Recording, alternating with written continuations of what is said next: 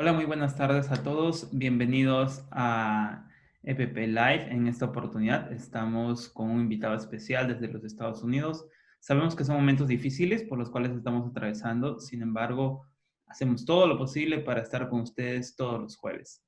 Estamos en esta oportunidad con Amaury Hernández. Amaury, bienvenido. Buenas tardes. Hola Juan, buenas tardes. Gracias por la oportunidad de compartir con los amigos, contigo y con los demás amigos en el Perú y con los que están sintonizando en este momento.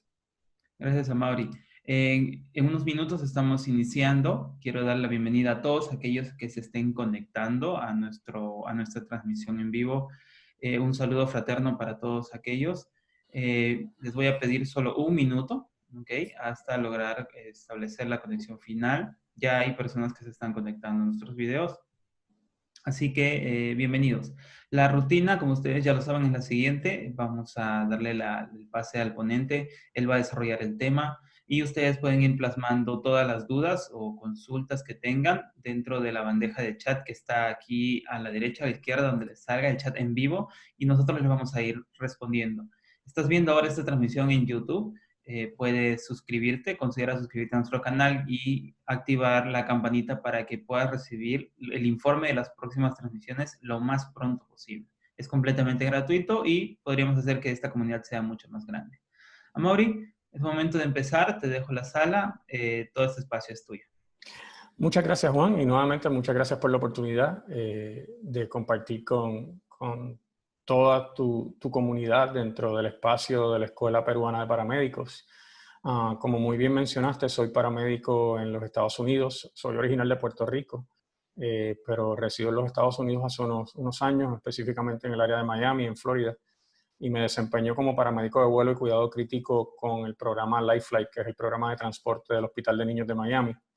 Y también me desempeño como paramédico de vuelo en el programa First Flight del Centro Médico Regional de Holmes, que es un centro de trauma nivel 2 en el área central este del estado de Florida. Y por último, pues soy paramédico instructor senior en la Escuela de Medicina de la Universidad de Miami. Cuando me pediste me contactaste para ver si podíamos participar del foro, que me sentí muy honrado por eso. Discutimos la posibilidad de hablar, dado a la experiencia que tengo por donde tengo mi práctica, de hablar de lo que es el síndrome inflamatorio multisistémico en niños asociado al COVID-19. Obviamente desde la perspectiva del profesional de transporte médico, que es lo que yo hago.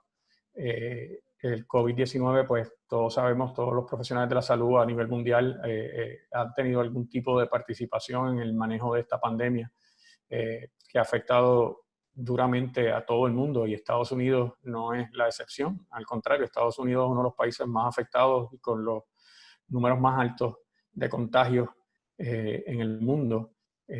Casualmente, hace unas semanas se comenzaron hasta cierto punto a flexibilizar las, las reglas de prevención o distanciamiento en muchos de los estados de los Estados Unidos, y lamentablemente tenemos que decir que desde que empezaron a flexibilizar las reglas, pues se han disparado los números de contagios en muchos de los estados, incluyendo la Florida, al punto de que en la Florida se han registrado días en que se han confirmado 5,000 casos nuevos en un término de 24 horas. Otros días se han confirmado más de 4,000 casos y los números son sumamente alarmantes. Sobre el síndrome inflamatorio multisistémico en niños asociado a este virus, novel virus COVID-19, tenemos que decir que no hay demasiada información y eso lo vamos a ir discutiendo más adelante según vayamos avanzando en la presentación. Los primeros reportes sobre estos pacientes empezaron a verse en Europa, en Gran Bretaña, en algunos sitios en Italia, y después en algunos lugares en Estados Unidos empezaron los médicos a reportar a sus diferentes estructuras de salud pública niños y adolescentes, muchos críticamente enfermos, con síntomas muy parecidos a lo que se conoce como la enfermedad de Kawasaki, o muy parecido también a lo que es conocido como el shock tóxico. Básicamente una respuesta inflamatoria severa multisistémica en pacientes pediátricos. Y aunque antes de esto la población pediátrica no se había visto o no se habían registrado números alarmantes en términos de los pacientes contagiados o los pacientes que se habían enfermado relacionados al COVID, sí ha empezado a verse esta tendencia de esta respuesta inflamatoria multisistémica en estos pacientes pediátricos, todos asociados al COVID-19, porque son pacientes que, aunque muchos de ellos en el momento que se presentan con estos síntomas a las instituciones hospitalarias, a lo mejor le hacen la prueba de COVID-19 y dan negativo, es porque ya pasaron el proceso de la enfermedad del COVID-19 como tal, y luego de eso, posterior a eso, es que entonces tienen esta respuesta inflamatoria. Así que vamos a hablar un poquito, y les aclaro nuevamente que esto es desde la perspectiva del personal de transporte. Obviamente yo no soy médico, soy paramédico de cuidado crítico y paramédico de vuelo, y mi enfoque en el ambiente en que practico es poder estabilizar a esos niños críticamente enfermos en la institución hospitalaria donde los vamos a recoger. Usualmente son instituciones hospitalarias de menor nivel, que no tienen unidades de cuidado intensivo pediátrico, no son centros de ECMO, y ECMO es oxigenación de membrana extracorpórea, por sus siglas en inglés. Y pues nosotros nos encargamos de poder estabilizar ese paciente, ofrecer un nivel de cuidado similar o igual al de nuestras unidades de cuidado intensivo en el Hospital de Niños de Miami, con ciertas excepciones por limitación de espacio, de peso y ese tipo de cosas, porque vamos en un vehículo de transporte, y transportarlo de forma segura y rápida a nuestro hospital para que entonces los especialistas y subespecialistas pediátricos de nuestra institución puedan entonces tratarlos. ¿Qué es el síndrome inflamatorio multisistémico en niños asociado al COVID-19? Bueno, como les dije, esto es una condición que recientemente se está empezando a reportar esta situación en esta población, y que se presenta en niños que han estado infectados o que en algún momento se contagiaron con el virus del COVID-19, que ya están recuperados muchos de ellos del COVID-19 en particular. Y se caracteriza porque su sistema inmunológico crea esta respuesta inflamatoria severa que afecta varios órganos, inclusive sistemas, puede afectar varios sistemas del cuerpo. Es muy similar, y cuando inicialmente se empezaron a reportar estos casos, pues se estaba hablando de un alza en la incidencia de la enfermedad de Kawasaki. Y la enfermedad de Kawasaki es básicamente eso mismo, es una enfermedad, una respuesta inflamatoria del sistema inmunológico que fue descrita por primera vez, entiendo que fue en la década de entre los 50 y 60, por un doctor japonés de apellido Kawasaki. Y por eso es que se le conoce como la enfermedad de Kawasaki. También es muy parecido a lo que se conoce como el síndrome del shock tóxico. Y básicamente el cuerpo crea esta respuesta inmunológica inflamatoria, como pasa en muchas otras condiciones. El cuerpo, tratando de protegerse, crea esta respuesta. Y esta respuesta pues tiene unas consecuencias que podrían ser graves en muchos pacientes. Se han diagnosticado estos pacientes en Europa. Empezaron a reportarse estos casos en países como Gran Bretaña, en países como Italia, que tal vez desde la Unión Europea es el país que más ha afectado por el COVID-19, y también en los Estados Unidos. Para mediados de mayo, así que estamos hablando de escasamente varios días pasado el mes, organizaciones salubristas como la Organización Mundial de la Salud, el CDC de los Estados Unidos, empezaron a emitir boletines sobre la enfermedad. El CDC lo hizo el 15 de mayo, la OMS también lo hizo alrededor del 15 de mayo, y se han empezado a publicar escasos, pero hay ya varios estudios de casos en revistas científicas sobre diferentes pacientes que se han manejado en diferentes jurisdicciones. E inclusive la Asociación Americana del Corazón también publicó una información sobre esto, y vamos a discutir esto más adelante. La mayoría de estos pacientes presentan fiebre que puede ser alta, y de varios días de evolución. En eso se parece mucho al paciente de la enfermedad de Kawasaki. Usualmente son más de 3 días de fiebre alta, ¿Okay? Estos pacientes también tienen otros síntomas como puede ser irritabilidad. Tomen en consideración que los niños pues se ponen irritables y muchas veces eso es una de las indicaciones en que el niño está enfermo. Dependiendo la edad y la etapa de desarrollo del niño, pues el niño va a tener ciertas capacidades para poder manifestar lo que le está molestando. Otras veces no puede manifestarlo y simplemente, pues dentro de los signos y síntomas que presenta, pues la irritabilidad puede ser una de los mejores para poder establecer que el niño está enfermo. Hipotensión o signos de shock. Y pues estos se manifiestan pues en términos de la hipotensión, pues presión o tensión arterial baja de acuerdo a lo que es la percentila de la edad del niño.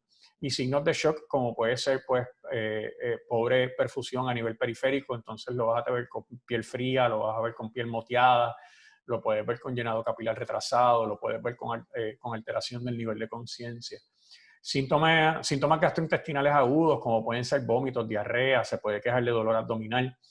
Una erupción en la piel generalizada, pero especialmente más en el área del tronco del cuerpo, como lo que llaman comúnmente en inglés un rash, pero es simplemente una erupción en la piel. Conjuntivitis o inflamación de la piel en áreas como en las pies, en las manos, en la boca.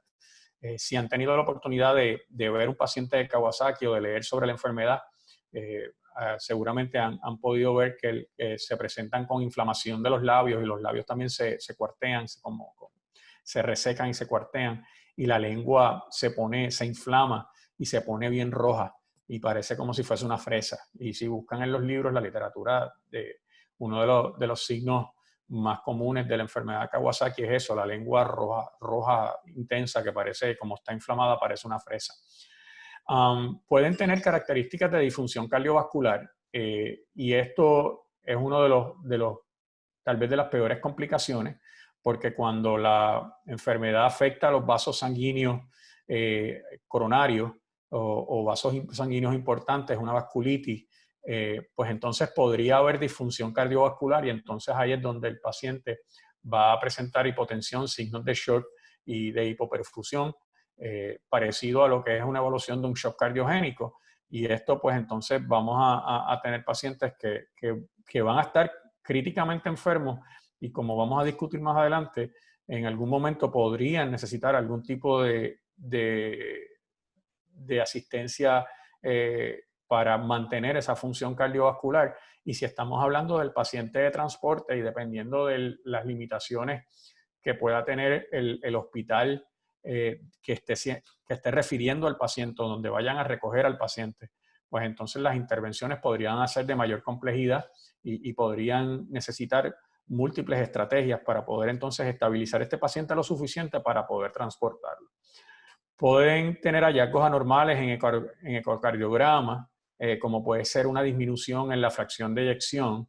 Usualmente esa fracción está en lo normal cerca del 50% y puede estar por debajo del 30, 30 y pico de por ciento, 20 y pico de por ciento, dependiendo cuán severa sea la disfunción cardiovascular.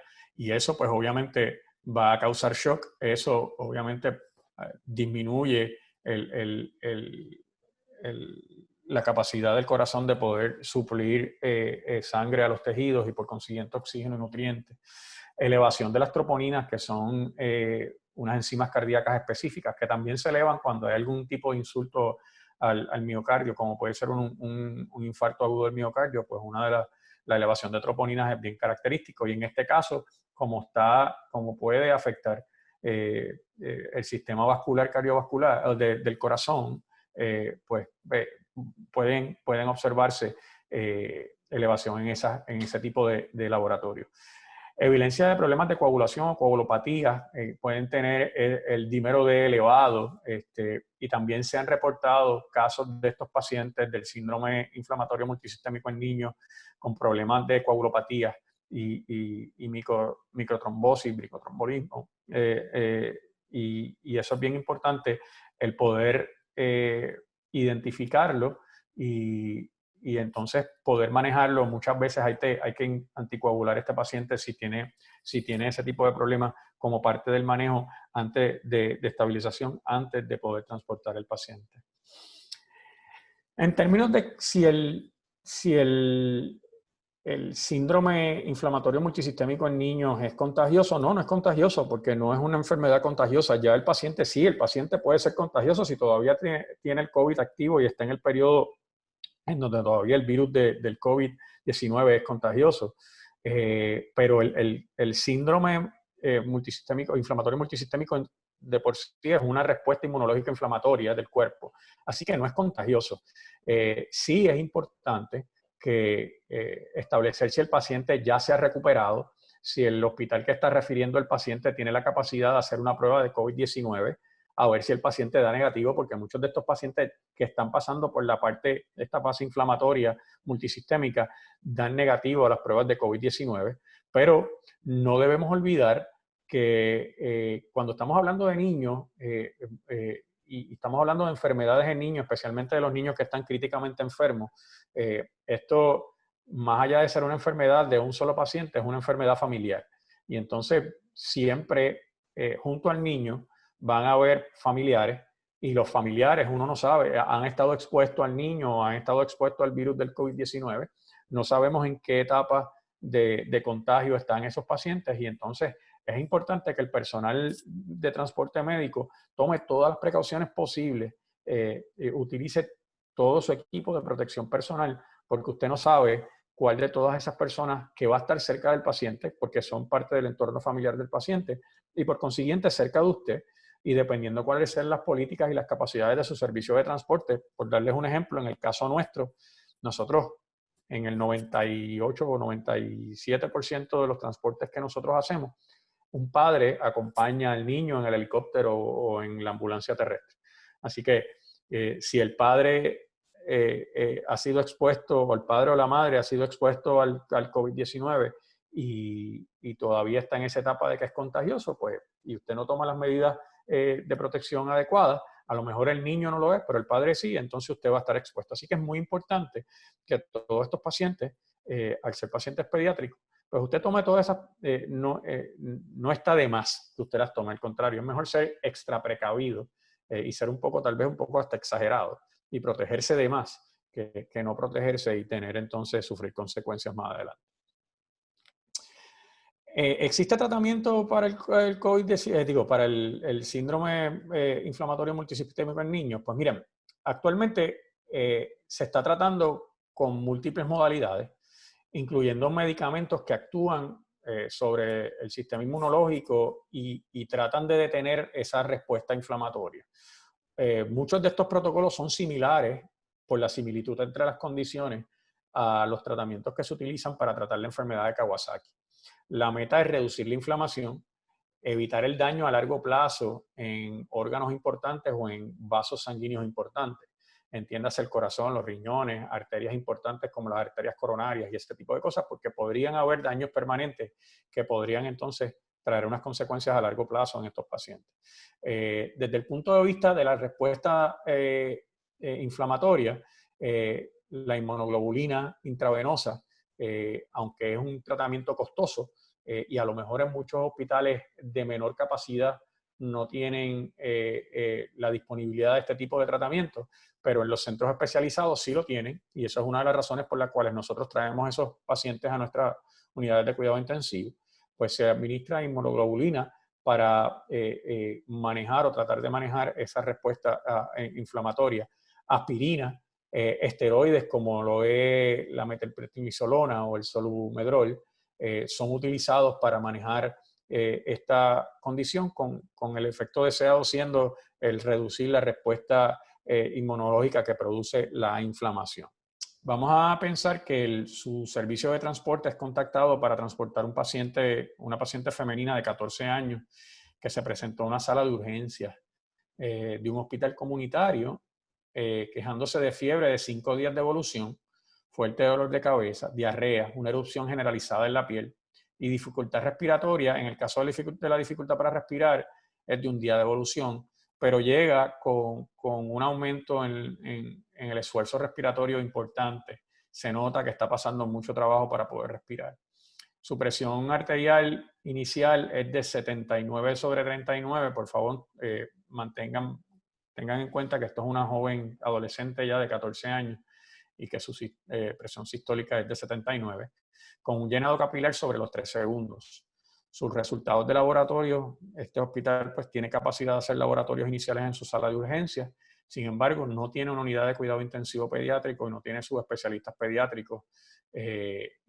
Pues contactaron a su hospital y ustedes trabajan para un servicio de transporte de un hospital de niños especializado. Y esos laboratorios iniciales son consistentes con marcadores inflamatorios elevados, como puede ser el C-reactive protein, nosotros lo llamamos en inglés CRP, como pueden ser los glóbulos blancos que pueden elevarse por una respuesta inflamatoria. Varios marcadores inflamatorios pueden realizarse como parte de las pruebas de laboratorio, y los que realizaron en esta niña estaban elevados. La ferritina también estaba elevada, el sodio lo tenía bajo, y estaba teniendo problemas renales, y lo diagnosticaron como una lesión renal aguda. Su prueba molecular para el COVID-19 resultó negativa.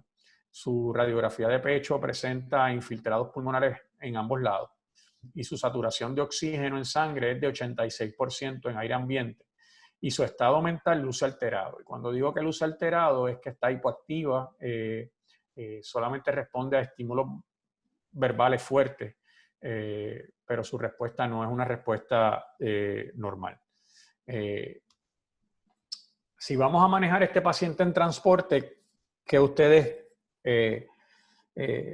entenderían que serían las prioridades para el manejo de este paciente? Desde el punto de vista del manejo en el transporte, que es la prioridad nuestra como profesionales del transporte médico, ¿okay? El manejo clínico del paciente con el síndrome inflamatorio multisistémico en niños, básicamente es ofrecer soporte a las funciones vitales. Usted va a otro hospital. En el caso de nosotros lo que hacemos son transportes, en muchos países le llaman transporte secundario, que es un transporte de un paciente que ya está en un hospital pero está siendo referido o enviado a un hospital de mayor complejidad para recibir cuidado especializado. Pero si usted lo que estuviese haciendo es respuesta prehospitalario de emergencia, lo mismo.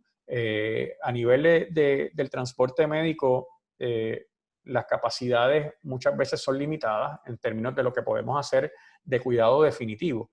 Así que muchas veces, no importa lo avanzado o el nivel avanzado que pueda tener su sistema, usted va a enfocarse en soporte o apoyo de funciones vitales. Así que el ABCDE, como parte de su evaluación primaria y poder identificar cualquier condición o cualquier situación que ponga en riesgo inmediato la vida del paciente es muy importante. Y su función principal en este momento es apoyar esas funciones vitales, estabilizarlas lo más posible, tratar de llegar lo más cerca a un estado de homeostasis para que ese paciente pueda tolerar el transporte. Hay que tomar en consideración que el ambiente de transporte no es un ambiente controlado muchas veces, y aún cuando estamos realizando un transporte y el equipo de transporte es un equipo de un nivel muy avanzado en términos de capacidades de tratamiento, tenemos que reconocer y recordar que hay unos estresores relacionados al ambiente de transporte que afectan fisiológicamente a los pacientes. Lo que es la altura, lo que es la vibración, lo que es el ruido, todos esos estresores o todos esos estímulos van a afectar fisiológicamente al paciente, y tenemos que tomar en consideración que eso es un paciente que ya, como en este caso que les presenté, es un paciente que está críticamente enfermo. Así que si usted lo estimula aún más, pues usualmente la respuesta a esos estímulos no es positiva. Usualmente se deterioran o podrían deteriorarse en el ambiente de transporte si usted no prevé que eso puede ocurrir y trata de tomar medidas correctivas que muchas veces no son correctivas, son preventivas realmente. Y usted trata de prever las posibles complicaciones de acuerdo al cuadro clínico que presenta su paciente y toma medidas preventivas para evitar que esas complicaciones ocurran durante el ambiente de transporte. Porque en el ambiente de transporte, recuerde que usted tiene menos manos, es usted y tal vez un compañero, máximo dos, con usted. A ver, podría estar hasta solo.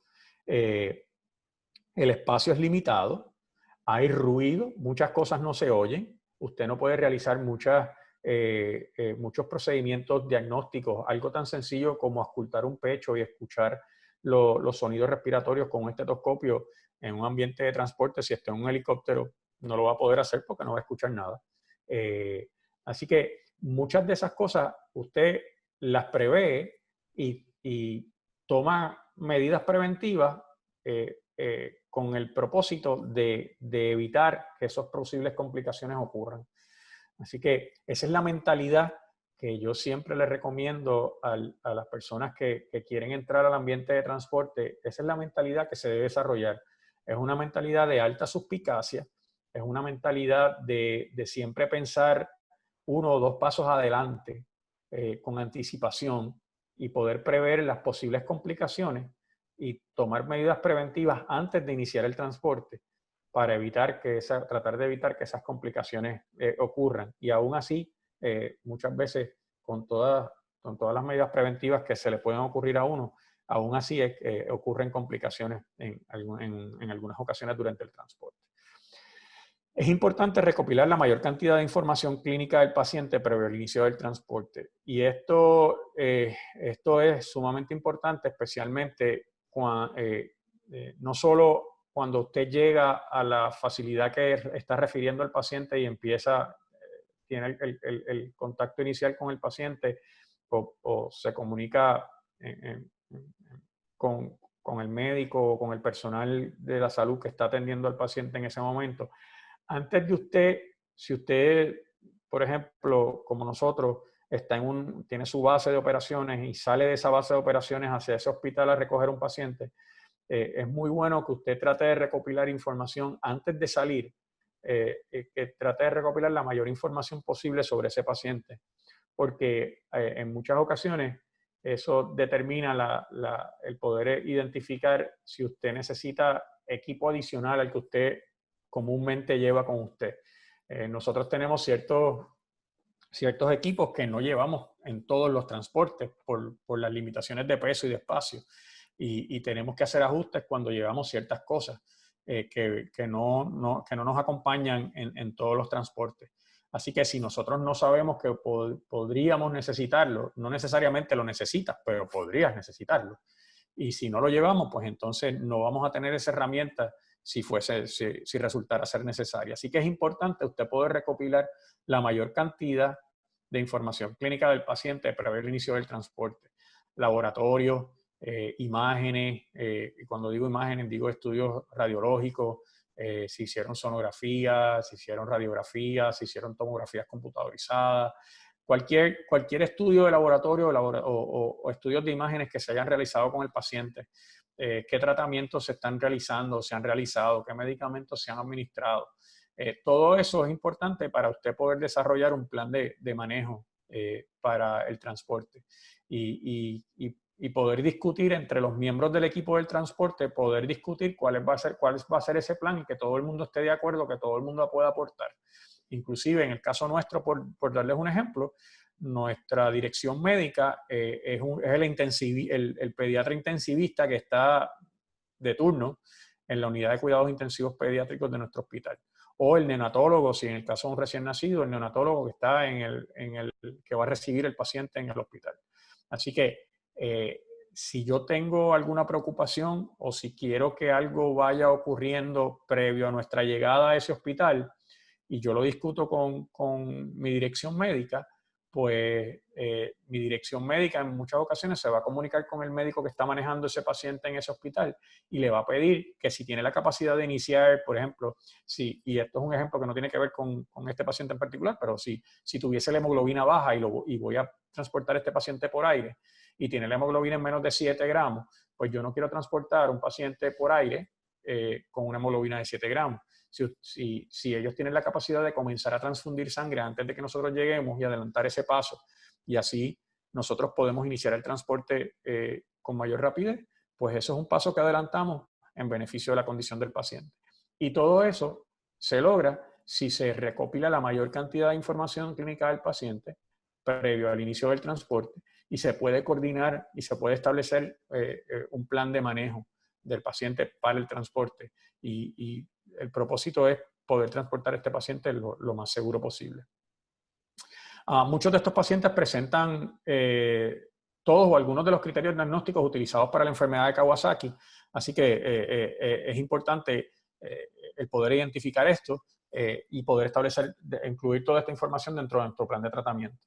Debemos estar preparados para manejar complicaciones relacionadas a shock cardíacos de tipo cardiogénico o distributivo, y ahí es donde viene la inmunoglobulina, de ahí viene la posible administración de agentes inotrópicos o vasopresores para poder apoyar la función cardiovascular. Como les mencioné hace un rato, la Asociación Americana del Corazón publicó una información sobre la incidencia de fallo cardíaco agudo en pacientes del síndrome inflamatorio multisistémico en niños. Y es bien interesante la información que ellos publican. La pueden buscar en las redes, si no yo le hago llegar el enlace a Juan para que Juan lo pueda incluir en la información de la presentación. También la Sociedad de Cuidado Crítico, de Medicina de Cuidado Crítico de los Estados Unidos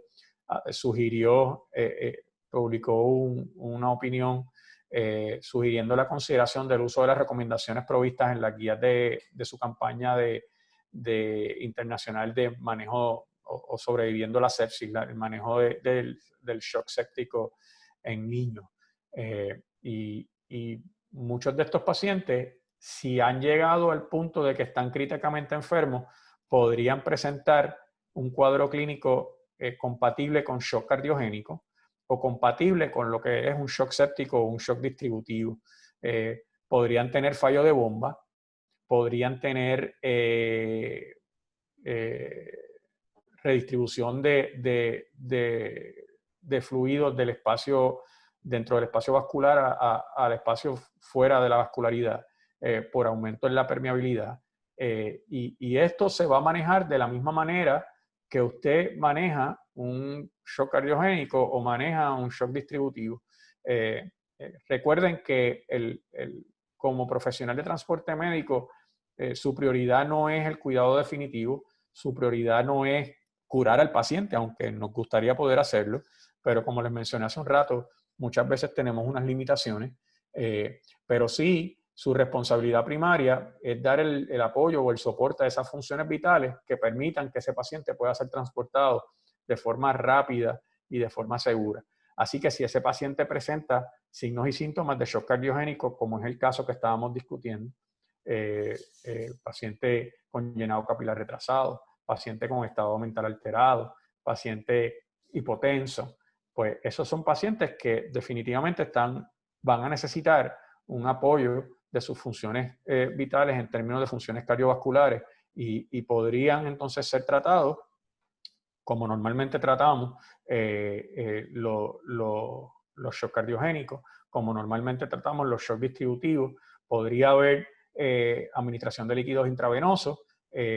Si el paciente empieza a presentar signos de congestión a nivel pulmonar porque su bomba entonces no está funcionando, pues entonces debemos limitar la administración de líquidos intravenosos y comenzar entonces los agentes inotrópicos o los agentes vasopresores para entonces poder apoyar esa función cardiovascular y poder subir entonces esas presiones sanguíneas y mantener una perfusión en los órganos vitales adecuadamente. Muchos de estos pacientes también se manejan, se utilizan antibióticos de forma empírica como parte del manejo inicial, y eso está dentro de las guías del manejo de shock séptico de la Sociedad de Medicina de Cuidado Crítico de los Estados Unidos. Así que el manejo no es un manejo especializado para el síndrome inflamatorio multisistémico en niños, es simplemente desde la perspectiva del profesional de transporte de poder identificar esas condiciones que están, o esas situaciones o esas variaciones que están afectando al paciente. Si el paciente está críticamente enfermo, poder proveer el apoyo de sus funciones vitales y estabilizarlo lo más posible para poderlo transportar. En este caso, vimos que la paciente estaba hipóxica, así que vamos a administrar oxígeno. Dependiendo cuál sea su su esfuerzo respiratorio, que podría estar en un fallo respiratorio, podría ser necesario considerar una intubación endotraqueal y ventilarla mecánicamente. Y muchas veces nosotros en el ambiente de transporte somos tal vez un poquito menos tolerantes que lo que es el manejo en el ambiente hospitalario, porque como les mencioné ahorita, si yo voy en un helicóptero, si yo llego a un hospital que está refiriendo a un paciente como el que les presenté ahorita, y llego en un helicóptero y veo que la paciente está presentando un esfuerzo respiratorio elevado, que está en aire ambiente saturando en los 80 y tantos de por ciento, tengo que pensar, ¿se va a cansar? ¿Tiene el nivel de conciencia alterado? Tengo que pensar, ¿tiene capacidad de manejar esa vía de aire o de protegerla? ¿Se me va a complicar cuando yo suba a 1500, 2000 pies de altura? O dependiendo en qué país usted esté, puede ser mucho más, dependiendo de la altura del terreno donde usted se encuentre. Se me va a complicar por los cambios en presión atmosférica y la hipoxia que eso podría causar. Y entonces en el helicóptero en ese momento es el lugar más difícil para yo tomar la decisión de tener que intubarla. Así que a lo mejor ese paciente, si estuviera ya en la unidad intensivo del hospital que va a ser su destino final, pues a lo mejor le ponen una cánula nasal de alto flujo y tratan de manejarla de esa manera. Pero yo para transportarla, a lo mejor soy un poquito menos tolerante y a lo mejor decido intubarla, aunque después la tengan que extubar en el hospital, en nuestro hospital cuando la reciben. Pero yo me tengo que asegurar de que no se me complique en el transporte, porque la intubación durante el transporte va a ser mucho más complicada, porque es un espacio mucho más pequeño, es un espacio mucho más incómodo, con menos iluminación y con unas condiciones no ideales para realizar una intubación endotraqueal en un paciente que ya está comprometido. Recuerden que este no es un paciente de un procedimiento electivo, esto es un paciente críticamente enfermo, que si se deteriora aún más de lo que ya está, la situación se va a poner bien complicada. Así que seguramente voy a la A cuando estoy haciendo mi evaluación y según la información que les presenté ahorita, este paciente yo lo intubaría. Si lo voy a intubar, obviamente tengo que sedarlo y tengo que proveer algo para analgesia, así que durante el transporte, porque como les dije, los estresores del transporte también van a afectarlo y entonces va a ser complicado en términos de seguridad y manejo el no tenerlo sedado y manejando su analgesia, porque obviamente un tubo en la tráquea no es cómodo para ninguna persona. Ya con eso manejo el A y la B. La oxigenación, pues, ¿cuánto oxígeno le voy a dar y qué parámetros de ventilación voy a utilizar? Eso va a depender de la condición del paciente y siempre vamos a querer mantener una saturación en sangre entre 94 y 99, o mayor de 95, pero menor de 100. Así que van a titular la cantidad de oxígeno que le van a administrar al paciente y cómo van a determinar esos parámetros de ventilación, pues lo va a determinar la condición del paciente y cómo responda a esos parámetros iniciales. Obviamente, pues es un paciente de 14 años, si lo va a ventilar por volumen, pues seguramente va a ser de 6 a 8 mililitros por kilogramo de peso ideal. Así que tiene que establecer y identificar el peso ideal del paciente para establecer un volumen tidal. Pues van a establecer unos parámetros inicialmente bastante estandarizados y de ahí, pues dependiendo cuál sea la respuesta del paciente, también van a medir, sería ideal que se intubaron el paciente, también puedan medir el CO2 en exhalación. Y entonces entre la saturación de oxígeno y el CO2 en exhalación, usted puede manejar bastante bien los parámetros de ventilación en el transporte, tratando de llevarlo a lo más normal posible, a lo más aceptable posible. Pero el volumen tidal usualmente, si no estamos hablando de un paciente de ARDS, pues usualmente entre 6 a 8 mililitros por kilo, pueden medir o establecer o identificar un volumen minuto adecuado. Podrían empezar en un rate de entre 16 y 18 respiraciones por minuto. Podrían tener algún tipo de PIB fisiológico y un PIB fisiológico estaría entre los 3 a 5 centímetros de agua. Y así tendrían unos parámetros de ventilación estándares iniciales y de ahí, de acuerdo a cuál sea la respuesta del paciente a eso, pues sería irlos adaptando tomando en consideración cuál fue la respuesta del paciente, cuál sea, cómo se esté manejando el CO2 en exhalación y cómo se está manejando la saturación de oxígeno. Cuando vayamos entonces a manejar entonces la parte de la circulación, hablamos de una paciente que tenía el llenado capilar retrasado, hablamos de una paciente que estaba hipotensa, hablamos de una paciente que estaba, su estado mental alterado, así que tenemos que pensar de que esos son signos de shock, así que tenemos que manejar el shock. Usualmente el shock se maneja inicialmente dando líquido, porque pues, todavía, a menos que hayan hecho un ecocardiograma y hayan podido identificar, pero tomando en consideración que a lo mejor no muchas instituciones tienen la capacidad de hacer un ecocardiograma en la sala de emergencia y menos un ecocardiograma en un paciente pediátrico, pues si no han hecho ese ecocardiograma y no han podido identificar la disfunción ventricular de ese paciente, pues vamos a tratar el shock inicialmente con líquido y vamos a estar muy pendientes de cuál va a ser la respuesta a esos líquidos intravenosos, porque a la menor señal de que hay congestión a nivel pulmonar porque se está sobrecargando de líquidos al paciente, pues tenemos que sospechar que es un shock cardiogénico y tenemos que cambiar nuestra línea de tratamiento. Pero si no fuese así, fuese un shock distributivo, pues lo vamos a manejar agresivamente inicialmente con líquido. En el caso de los pacientes pediátricos, sabemos que los bolos de líquido se manejan a razón de 20 mililitros por kilo. Y usualmente esas guías te llevan hasta por lo menos 3 bolos de líquido, o sea, 60 mililitros por kilo en total, en combinación de 3 bolos. Y si no has obtenido la respuesta esperada con esa administración de líquidos, pues entonces vas a necesitar añadir algún tipo de agente vasopresor. Y en la población pediátrica, cuando estamos hablando de shock distributivo, lo que es la norepinefrina, lo que es la misma epinefrina en infusión continua, pues son los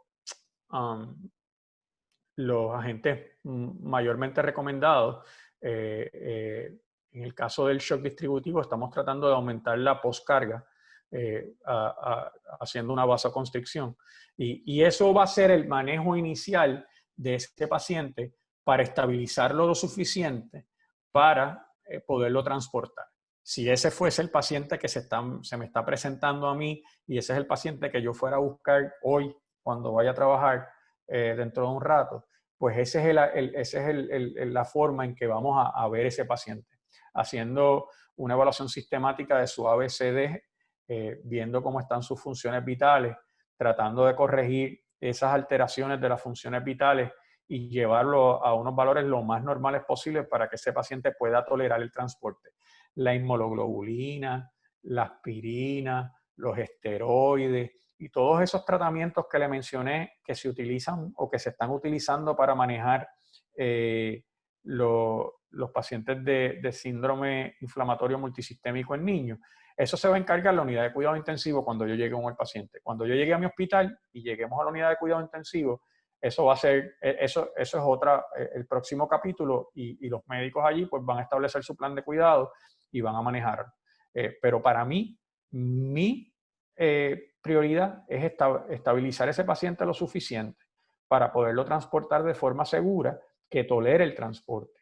Tratar de prever las posibles complicaciones que podrían ocurrir durante el transporte, tomar medidas preventivas antes de iniciar el transporte y que ese paciente pues, pueda ser transportado de forma segura y rápida al lugar donde le van a ofrecer el tratamiento definitivo.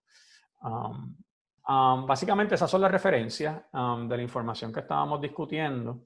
Estamos cerca ya de como 10 minutos para la hora, que fue el tiempo que había acordado con Juan. No sé si alguien tiene alguna pregunta o quiera, no solamente preguntas, me gustaría que si hay alguien que está compartiendo con nosotros y tiene el interés de compartir experiencias o compartir conocimientos con nosotros, porque esto es una excelente oportunidad no solamente para contestar preguntas, sino para también aprender de otros compañeros, de sus experiencias, de sus conocimientos y poder todo el mundo beneficiarnos de ese tipo de dinámica. Así que, Juan, si hay alguien que tenga alguna pregunta o que quiera hacer alguna aportación, esta es la presentación que tenía. Desde el momento. Y sí, Amaury, justo estaba visualizando, hay una duda que ha ido rondando, si respecto al síndrome inflamatorio multisistémico en niños asociados al COVID, si es algo hereditario propio, es decir, si todo niño, me imagino que la pregunta va por esta parte, si todo niño que desarrolla COVID tiene la posibilidad o va a desarrollar este síndrome inflamatorio multisistémico. No, no es hereditario, no es genético. Inclusive la misma enfermedad de Kawasaki no tiene una razón identificada en la referencia, en la literatura médica de por qué ocurre. Es simplemente una respuesta exagerada, una respuesta inflamatoria exagerada del sistema inmunológico de ese paciente en particular. Yo no me atrevería a decir que todos los niños que se contagian con COVID podrían tenerlo, pero no veo por qué. Pero eso no quiere decir que todos lo van a tener. Hay algunos que sí lo padecen, hay otros que no. Y no todos necesariamente van a estar críticamente enfermos. Nosotros hemos transportado pacientes que han presentado algunos de los síntomas, no los presentan todos, y los llevan al hospital, los llevamos al hospital de niños nuestro, y allí no necesariamente tienen que ser hospitalizados en una unidad de cuidado intensivo, y los van a tratar primordialmente con seguimiento de cardiología, con seguimiento de reumatología, que son básicamente, pues porque las complicaciones tal vez más peligrosas dentro de esto es si envuelve el sistema cardiovascular o los vasos sanguíneos del sistema cardíaco, y entonces eso causa la disfunción cardiovascular. Y entonces, pues, lo siguen de cerca los cardiólogos, la respuesta inflamatoria la manejan los reumatólogos, y entonces, porque es usualmente es tal vez lo más parecido a una condición autoinmune, y no todos van a estar críticamente enfermos. Hemos transportado pacientes que están dentro de su condición, están muy estables, y sí van a ser hospitalizados para recibir el tratamiento, porque el tratamiento con esteroides intravenosos y con inmunoglobulina y ese tipo de cosas no es un tratamiento que se da de forma ambulatoria o en la casa, en la residencia del paciente, pero no son hospitalizados necesariamente en una unidad de cuidado intensivo. Claro, entonces no todo paciente con ese síndrome va a terminar en una UCI requiriendo asistencia minuto a minuto como se Correcto. Excelente, excelente. Bien, y justo lo que tú indicabas, el hecho del tratamiento con esteroides y otros medicamentos, pues no se hace de forma ambulatoria ni tampoco en una sala de hospitalización general donde se pueda manejar de forma tan sencilla este paciente. Bien, ahora veo que no hay más preguntas, la conferencia ha estado muy buena, muy puntual, excelente. Quizás tengas un mensaje final para nosotros. Pues mira, ¿no? Les agradezco la oportunidad de compartir con ustedes, el gran aprecio a ti, a tu esposa y a todas las personas de allá de Lima, a mis amigos de allá de Lima. Esta última diapositiva, esa es mi información de contacto. Ahí están mis 2 direcciones de correo electrónico, el personal en Gmail y el del hospital, el de abajo, el del hospital de niños. Y ese número que está ahí es mi número por WhatsApp, que si alguna persona más adelante le surge alguna pregunta o alguna duda o quisiera discutir algo conmigo sobre el particular, pues lo puede hacer a través de esa información de contacto. Estamos a sus órdenes. Que se cuiden mucho, que esto no ha acabado. Como le dije, en Estados Unidos estamos experimentando un repunte significativo ahora mismo de los contagios de COVID-19. Así que esperamos y con la particularidad de que en esta segunda ola, si le puedes llamar así, se están viendo más niños afectados de lo que se vieron en la primera ola. Así que nada, cuídense mucho, agradeciendo el trabajo que hacen todos ustedes, y que la prioridad es que ustedes se cuiden, porque si nosotros no estamos, pues nadie puede atender a las personas. Así que nada, eso es todo lo que tengo. Gracias por la oportunidad. Gracias a Mauri, un fuerte abrazo hasta Miami, que estén bien y que pronto ya te podamos ver nuevamente en Perú. Así que Gracias. vamos a poner todo eso en nuestras oraciones para que pronto se dé eso. Muchas gracias, Mauri, Gracias. una vez más a todos los participantes. Lo están viendo en este momento. Esto es PP Live. Bienvenidos. Les pido por favor considerar suscribirse a este canal, activar la campanita para notificaciones. Con nosotros fue todo por el día de hoy. Una vez más, muchas gracias a Mauri y nos vemos en una próxima oportunidad. Bye. Un abrazo.